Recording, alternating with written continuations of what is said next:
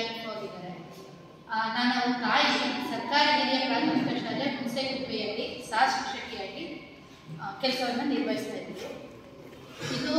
ಇವಳು ನಮ್ಮ ಮಗಳು ಎನ್ ಕೀರ್ತನ ಅಂತ. ಇವಳಿಗೀಗ 1 ವರ್ಷ 11 ತಿಂಗಳು.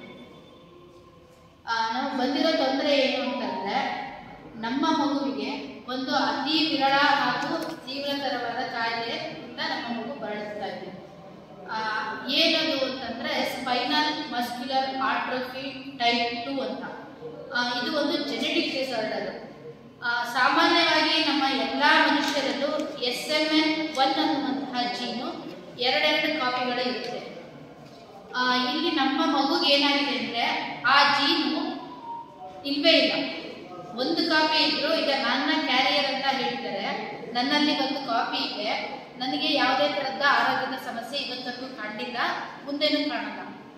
ಇವಳಿಗೆ ಜೀನೇ ಇಲ್ಲದೆ ಇರೋದ್ರಿಂದ ಇವಳಿಗೆ ಏನಾಗ್ತಿದೆ ಅಂದ್ರೆ ಆ SMN ಜೀನ್ ಕೆಲಸ ಏನು ಅಂದ್ರೆ ಎಲ್ಲಾ ನರಗಳಿಗೂ ಪ್ರೋಟೀನ್ ಅನ್ನ ಪ್ರೊಡ್ಯೂಸ್ ಮಾಡುವಂಥದ್ದು. ಪ್ರೋಟೀನ್ ಪ್ರೊಡ್ಯೂಸ್ ಆದಾಗ ನರಗಳು ವರ್ಕ್ ಆಗುತ್ತೆ.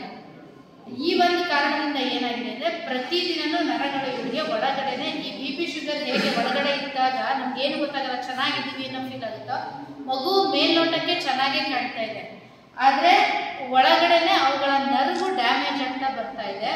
ಇವಳ ಈಗ ಲೋವರ್ ಲಿಮ್ಸ್ ಸಂಪೂರ್ಣವಾಗಿ ವೀಕ್ ಆಗಿದೆ. ಸಾಮಾನ್ಯ ಮಕ್ಕಳಂತೆ ಇವಳಿಗೆ ನಡೆಯಕ್ಕೆ, ಓಡಾಡಕ್ಕೆ, ಇವನ್ ಕೂರ್ಸಿದ್ರು ಬಹಳ ಹೊತ್ತು ವಿತೌಟ್ ಸಪೋರ್ಟ್ ಕೂತ್ಕೊಳ್ಳೋಕೆ ಆಗ್ತಾ ಇಲ್ಲ. ಇದು ಈಗಿರುವಂತಹ ಸಮಸ್ಯೆ.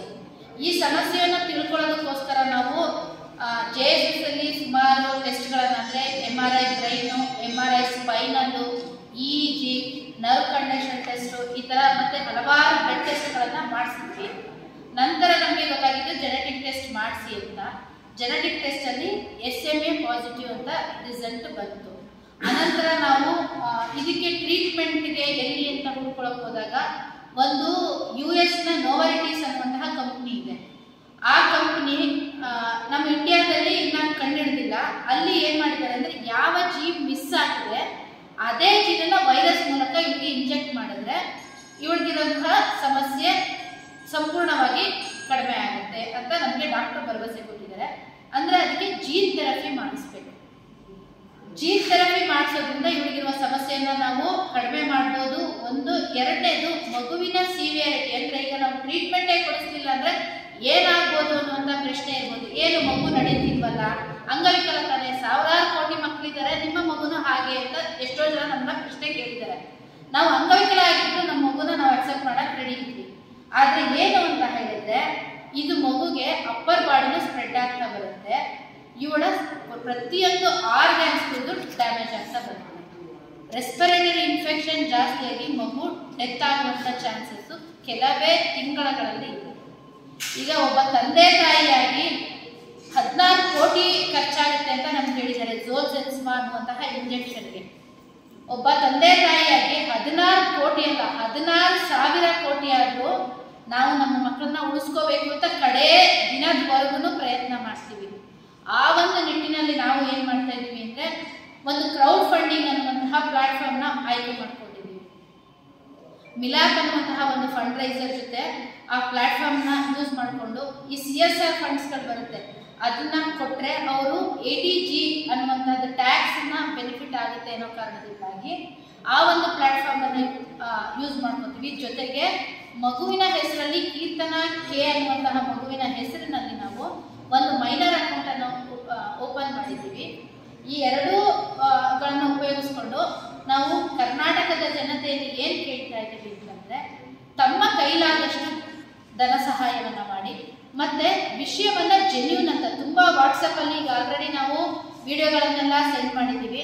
ನೋಡ್ತಾರೆ, ಮುಂದೆ ಹೋಗ್ತಾರೆ, ಇದು ಜೆನ್ಯೂನೋ ಅಲ್ವೋ, ಯಾರೋ ದುಡ್ಡುಗೋಸ್ಕರ ಮಾಡ್ತಿರ್ಬೋದು, ಏನೋ ಒಂದು ಫೇಕ್ ನ್ಯೂಸು ಅನ್ನುವಂಥದ್ದು. ಮತ್ತು ಎಷ್ಟೋ ಜನಕ್ಕೆ ನೋಡುವಂತಹ ಪೇಷನ್ಸ್ ಇಲ್ಲ, ಕೇಳಿಸ್ಕೊಳ್ಳುವಂತಹ ಪೇಷನ್ಸ್ ಇಲ್ಲ. ನಾವು ಏನು ವಿನಂತಿ ಮಾಡ್ತಿದ್ದೀವಿ ಅಂದರೆ ನಾವು ನಮ್ಮದೇ ಆದಂತಹ ಕಷ್ಟಗಳಲ್ಲಿ ಇರ್ತೀವಿ, ಎಲ್ಲರಿಗೂ ಅವ್ರದೇ ಆದಂತಹ ಸಮಸ್ಯೆಗಳಿರ್ತೀವಿ. ನಾವು ಇವತ್ತು ಈ ಸ್ಥಾನದಲ್ಲಿದ್ದೀವಿ ಅಂದರೆ ನಮಗೆ ಶಿಕ್ಷಣದಿಂದಲೇ ಬಂದಿರೋದು. ಶಿಕ್ಷಣದ ಮೂಲ ಗುರಿ ಏನು? ಮಾನವೀಯತೆ ಮೌಲ್ಯಗಳನ್ನು ಬಿತ್ತಬೇಕು ಅನ್ನೋಂಥದ್ದಿರೋದು.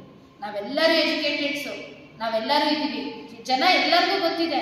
ಆದ್ರೆ ಏನಂದ್ರೆ ಒಂದೇ ಒಂದು ಕ್ಷಣ ನಮ್ಮಲ್ಲಿರುವ ಅಂತಃಕರಣನ ಪ್ರಶ್ನೆ ಮಾಡಿಕೊಂಡ್ರೆ, ನಮ್ಮನ್ನ ನಾವು ಅವಲೋಕನ ಮಾಡಿಕೊಂಡು ಹೌದು ನನ್ನ ಮಾನವೀಯತೆಯನ್ನು ಮೆರಿಬೇಕು ಅನ್ನುವಂಥ ಒಂದು ಕ್ಷಣ ಯೋಚನೆ ಬಂದರೆ ಸಾಕು, ನಮ್ಮ ಮಗುನ ನಾವು ಉಳಿಸ್ಕೋಬಹುದು.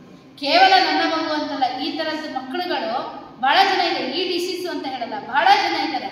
ನಾವು ಸರ್ಕಾರದಿಂದ ಆಗುತ್ತೋ ಇಲ್ವೋ ಅಂತ ಯೋಚನೆ ಮಾಡಬೇಕು.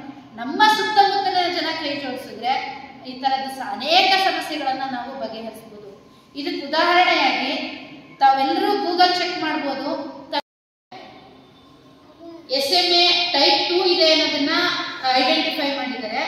3 ತಿಂಗಳಲ್ಲಿ ಸತತ ಪ್ರಯತ್ನದಿಂದ 8 ಕೋಟಿ ಕ್ರೌಡ್ ಫಂಡಿಂಗ್ ಮಾಡ್ಕೊಂಡು ಬಂದು ಆ ಮಗುಗೆ ಜೀನ್ ಥೆರಪಿನ ಮಾಡಿಸಿದ್ದಾರೆ. ಅವರು ಅಲ್ಲಿರುವಂತಹ ಸಾಮಾನ್ಯ ಜನಗಳು ಪ್ರತಿಯೊಬ್ಬರು ಸಹ ಅವ್ರಿಗೆ ಸಪೋರ್ಟ್ ಮಾಡಿ ಕ್ರೌಡ್ ಫಂಡಿಂಗ್ ಆಗಿ 8 ಕೋಟಿಗಳನ್ನ ಮಾಡಿ, ನೀವು ಇದೆಲ್ಲರೂ ಬೇಕಾದ್ರೆ ಗೂಗಲ್ ಸರ್ಚ್ ಮಾಡ್ಬೋದು, ಯಾವುದೇ ತರಹದ ಫೇಕ್ ಇಲ್ಲ. ಮಗುನ ಉಳಿಸ್ಕೊಂಡಿದ್ದಾರೆ. ಆ ಮಗುಗೆ ಜೀನ್ ಥೆರಪಿ ಆಗಿದೆ. ಬ್ಯಾಪ್ಟಿಸ್ಟ್ ಬೆಂಗಳೂರು ಹಾಸ್ಪಿಟಲ್ ಇದೆ, ರೆಗ್ಯುಲರ್ ಆಗಿ ಅದು ಅಬ್ಸರ್ವೇಷನ್ ಅಲ್ಲಿ ನಡೀತಾ ಇದೆ.